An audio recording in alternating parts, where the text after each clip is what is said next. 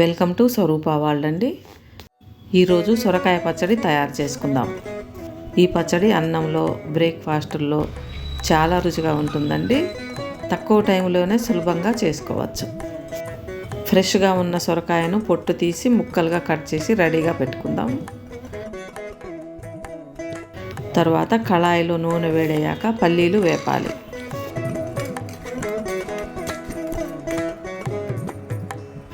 పల్లీలు కొంచెం వేగాక 1 స్పూను మినపప్పు, 1 స్పూను శనగపప్పు, అర స్పూను ఆవాలు, కొద్దిగా జీలకర్ర వేసి వేపాలి. తర్వాత పచ్చిమిర్చి ముక్కలు వేసి వేపుకుందాం. పచ్చిమిర్చి ముక్కలు చేయకుండా వేపితే పేలుతాయండి. కొంచెం కరివేపాకు వేసి వేపుకుందాం. ఇవన్నీ వేస్తే పచ్చడి రుచి పెరుగుతుంది. ఇలా వేగాక ఒక ప్లేట్లో వేసుకుందాం.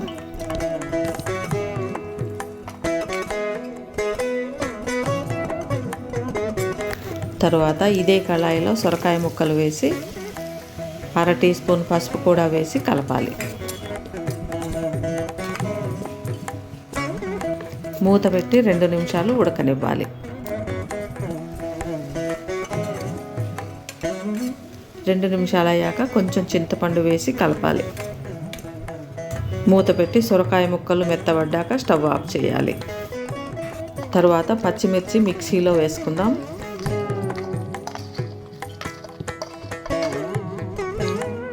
తగినంత ఉప్పు, 4-5 ఎల్లిపాయలు వేసి రఫ్ గ్రైండ్ చేసుకోవాలి.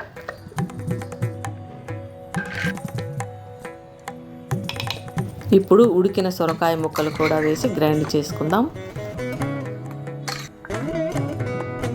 సొరకాయ పచ్చడి మంచి వాసన వస్తుందండి. పచ్చడి ఒక బౌలులో వేసుకుందాం. పచ్చడి రెడీ అయింది. ఇప్పుడు తాలింపు వేసుకుందాం. తాలింపులో కొంచెం ఇంగువ వేసుకుంటే పచ్చడి రుచిగా ఉంటుందండి.